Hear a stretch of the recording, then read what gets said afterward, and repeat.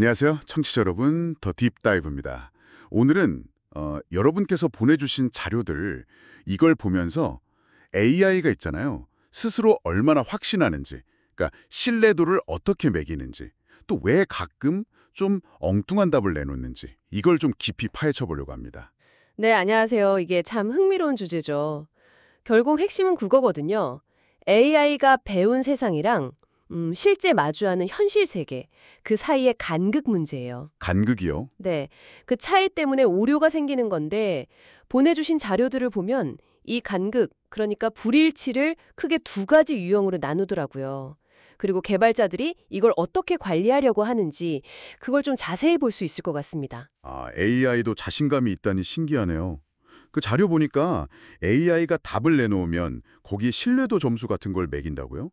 그래서 뭐 점수가 높으면 믿을만하다, 좀 낮으면 다시 보자, 아주 낮으면 모르겠다, 뭐 이런 식으로 판단한다 이런 건가요? 네, 맞아요. 뭐 예를 들면 평균 신뢰도가 90% 이상이다 이러면 수용, 혹은 여러 AI 모델한테 물어봤는데 그중에서 한 8개 이상이 90점 이상을 줬다. 그러면 오케이, 믿자. 뭐 이런 식으로요. 90점이요? 네. 근데 중요한 건 이 90%라는 숫자가 딱 정해진 건 아니라는 거예요.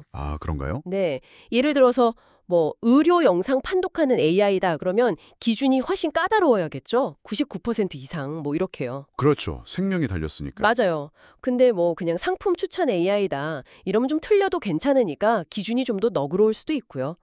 결국 그 AI가 쓰이는 분야의 목표 정확도나 또 위험을 얼마나 감수할 수 있느냐 이런 걸 보고 사람이 기준을 설계하는 겁니다. 아하, 결국은 사람이 정하는 거군요. 그 기준 자체를요? 네, 그렇죠. 그럼 AI가 실수하는 첫 번째 이유, 그 간극의 첫 유형은 뭔가요? 자료에는 지역적 일반화 대 전역적 일반화 이렇게 되어 있던데 이게 뭐 늘 다니던 동네길은 잘 아는데 처음 가보는 도시에서는 헤매는 거랑 비슷한 건가요? 오, 정확한 비유신데요. 네, 딱 그거예요.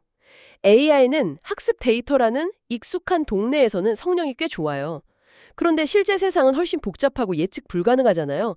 이런 처음 가보는 도시 같은 상황에선 좀 당황할 수 있는 거죠. 예를 들면요? 그 자료에 고양이 예시가 나오잖아요. 늘 보던 뭐 앉아 있거나 누워 있는 고양이 사진으로 학습했다면 그런 자세는 기가 막히게 찾아내요. 그런데 만약에 고양이가 뭐 기지개를 쳐거나 아주 특이한 각도에서 찍힌 사진을 보여주면 AI가 이거 고양이 맞나? 하고 놓쳐버릴 수 있다는 거죠. 학습 데이터에 없던 모습이니까. 그렇죠. 이걸 거짓음성, false negative라고 불러요. 실제로는 고양이가 있는데 없다고 잘못 판단하는 오류죠. 그럼 왜 그런 오류가 생기는 건데요? 근본적으로는 학습 데이터가 현실 세계의 모든 다양성을 다 담지 못하기 때문이에요. 그래서 해결책 중 하나로 제시되는 게 AI 스스로 이번 판단은 나 90% 이상 확신해 이렇게 자기 점수를 매겨서 그 점수가 높을 때만 결과를 믿는 방식이죠. 그렇군요. 스스로 확신할 때만 믿는다. 네. 그럼 두 번째 간극은 뭔가요? 학습된 패턴 대 테스트에서 마주치는 패턴의 차이. 이건 첫 번째랑 어떻게 다른 거죠? 좀 비슷해 보이기도 하는데요. 첫 번째가 익숙한 대상의 낯선 모습에 대한 거였다면 이건 좀 달라요. 아예 처음 보는 대상을 만났을 때의 문제거든요. 처음 보는 대상이요. 네, 예를 들어서 AI가 고양이랑 개는 실컷 배웠는데 여우는 한 번도 본 적이 없다고 해보죠.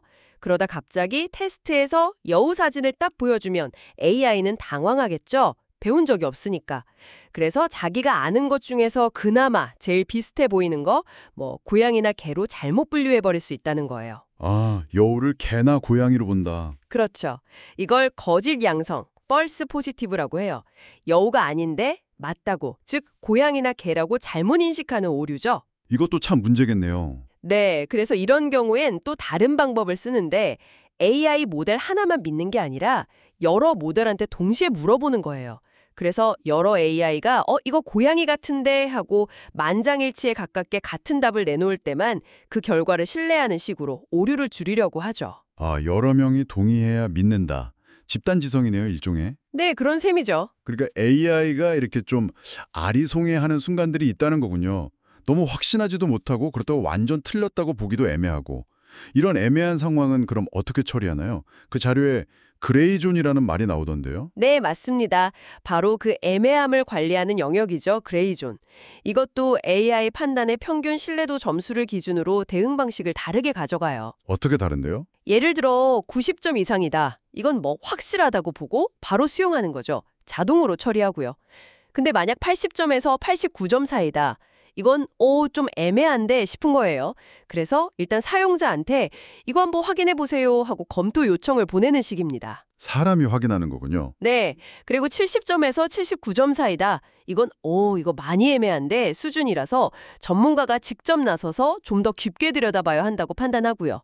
마지막으로 70점 미만이다. 이건 도저히 모르겠다 수준인 거죠.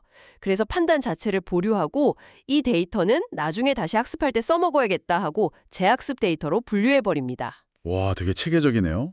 점수대별로 대응이 다 다르군요. 네, 결국 AI의 자신감, 그러니까 신뢰도 점수랑 또 여러 모델 간의 합의 수준 이 두 가지를 종합적으로 보면서 위험을 관리하는 전략인 셈입니다. 오늘 이야기 쭉 들어보니까요.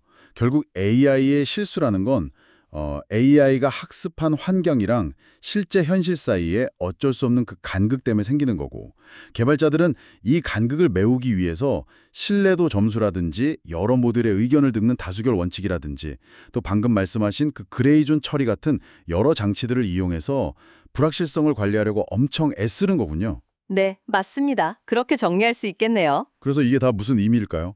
제 생각에는 결국 AI가 뭐 마법 지팡이 같은 게 아니라 주어진 데이터 안에서 확률적으로 가장 그럴듯한 답을 찾아가는 거고, 동시에 자기 능력의 한계를 스스로 인지하고 그걸 관리해야 하는 어떤 시스템이라는 걸 보여주는 것 같아요. 정확하십니다.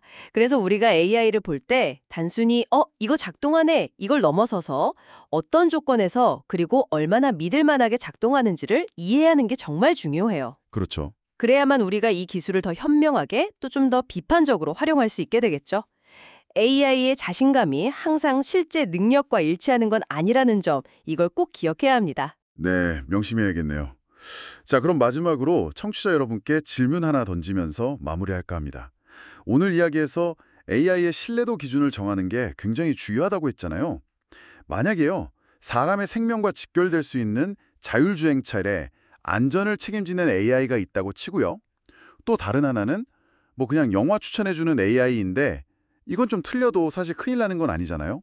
그렇죠. 리스크가 다르죠. 네. 그렇다면 이 두 AI에게 우리가 요구해야 할 수용 가능한 신뢰도 수준이나 또 검토하는 방식은 어떻게 달라야 할까요? 한 번쯤 각자 고민해 보시면 어떨까 싶습니다. 좋은 질문이네요. 네, 오늘 심층 분석은 여기까지입니다. 다음 시간에 더 흥미로운 주제로 찾아뵙겠습니다. 감사합니다. 감사합니다.